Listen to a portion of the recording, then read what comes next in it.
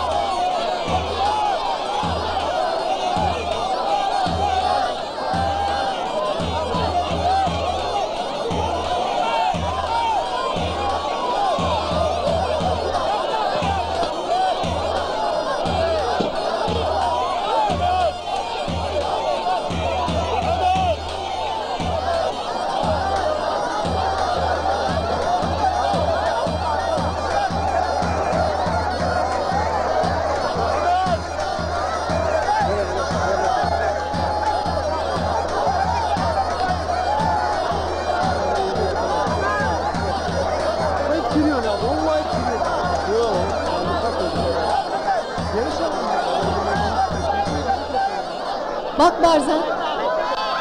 Gece. Keşe!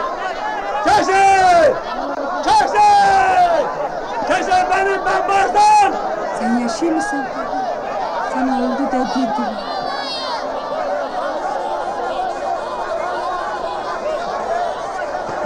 Oğlum bu. Barzan. O çocuk.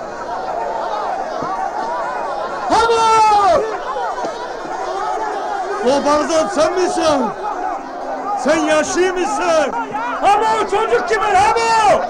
Senin için ölmüş dilerdi. Keşke ölmüş olaydın. Oo! Gece. O çocuk kimin? Ama! Ama o çocuk kimin? Bahtalındır o, Bahtalın! Bahtal, hayır Bahtal!